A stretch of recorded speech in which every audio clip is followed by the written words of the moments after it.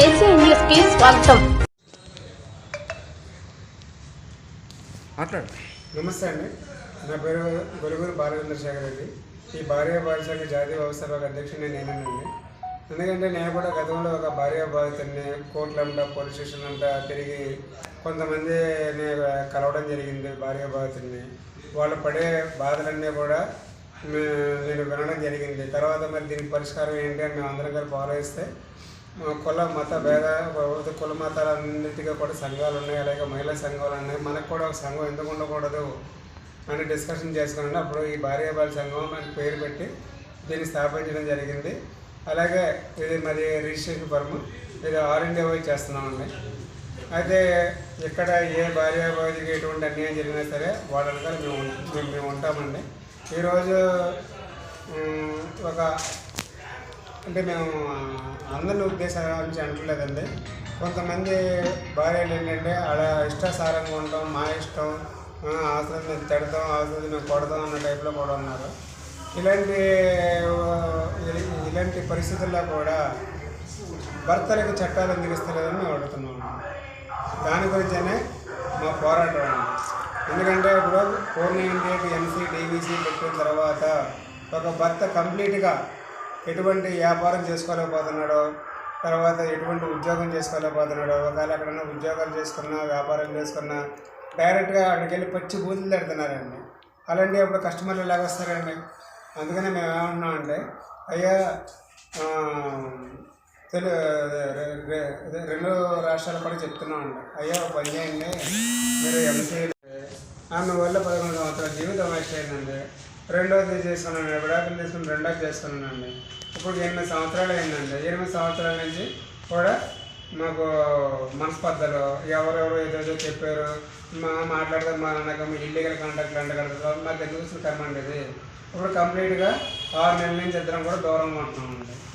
ఈ విధంగా ఏంటంటే పెళ్లి చేసుకోవడం వలన అష్టదరిద్రాలు అంతర్గంలో కొంతమంది భార్యల వలన అష్టదరిద్రాలు అనుభవించాల్సి వస్తుందండి. అందుకని మేము ఏమంటున్నాం, మా సజెషన్ ఏంటంటే, బాబు నాయన మీరు బాగుపడాలంటే పెళ్లి చేసుకోవద్దని చెప్తున్నామండి డైరెక్ట్గా.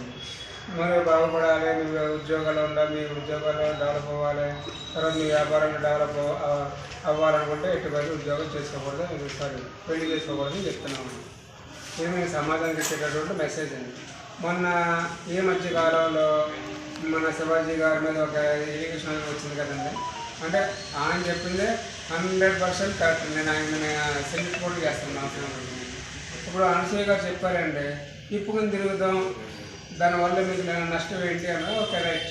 ఇప్పుకుని తిరిగేటప్పుడు మాకు చట్టాలు పెట్టి మమ్మల్ని ఎందుకు బదనాయం చేస్తున్నారు, ఆ చట్టాల వలన మమ్మల్ని ఎందుకు క్రిమినల్ చేస్తారని మేము అడుగుతున్నామండి. ఇప్పుడు నేను ఉన్నానండి, DTP టైపింగ్ అప్లై చేస్తాను. ఇప్పుడు నాకు అన్నిటికీ అడ్డంగానే ఉన్నాయండి. మరి ఈ చట్టాలు మరి దేని గురించి ఇచ్చారండి? సరే ఇచ్చారు, దాన్ని సద్వినియోగపరచకుండా దుర్వినియోగం చేస్తున్నారు. మరి దుర్వినియోగం చేసే వాళ్ళ మీద ఎందుకు యాక్షన్ తీసుకోవట్లేదు? అలాగే మన ఈ మధ్యకాలంలో 19 సంవత్సరాల అమ్మాయి 8 పెళ్ళిళ్ళు చేసుకుందండి. అది డైరెక్ట్ ఇన్స్టాగ్రామ్లో కూడా వచ్చిందండి. మరి అలాంటి వాళ్ళ మీద ఈ ఉమెన్ కమిషన్ ఎందుకు ఆర్గ్యుమెంట్ చేస్తలేదు? శివాజీ గారిని పిలిచి అంటే 1:45 నిమిషాలు మరి ఆయన విచారించారు, ఆయన క్షమాపణ కూడా చెప్పారు బాబు. మరి ఇంకా ఎందుకంటే ఇప్పుడు ఎదిగే వాళ్ళ మీద అంటే పలానా కూడా ఎదుగుతున్నాడంటే ఎందుకంటే ఆయన మీద అంత పెద్ద పెద్ద దెబ్బలు కొడతారు? అంత అవసరం ఉంది, అంత ఏడవలసిన అవసరం అని చెప్పండి ఒకసారి. మేము ఎవరికైనా అదే చెప్తున్నాము. ముఖ్యంగా ఏంటంటే చట్టసభలో కూడా చెప్తున్నామండి, ఇప్పుడు లేడీస్ జెంట్స్ ఇద్దరు సరిసమానంగా ఉండాలని మేము కోరుకుంటున్నామండి. మరి సరిసమానంగా ఉన్నప్పుడు చట్టాలు కూడా సరిసమానంగా ఇవ్వండి.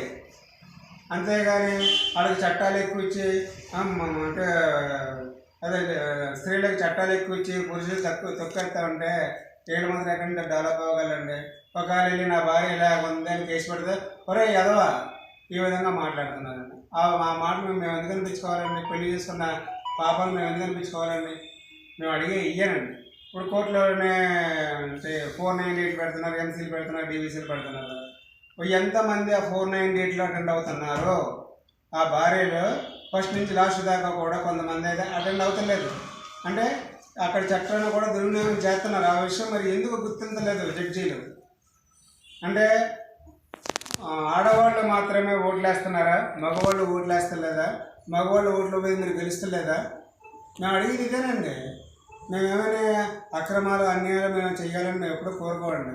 పుట్టుకతో ఏ మనిషి కూడా కత్తితో గొడ్లతో పుట్టడో. ప్రాబ్లమ్స్ వల్లనే ఆ ప్రాబ్లమ్స్ కూడా కొన్ని పోలీస్ స్టేషన్లు చేసేటటువంటి దారుణాల వల్లనే నడుస్తున్నాయండి. ఇవన్నీ కూడా రూపుమాపాలని మేము విజ్ఞప్తి చేసుకుంటున్నాం మా భార్యాభర్తల సంఘం తరఫున.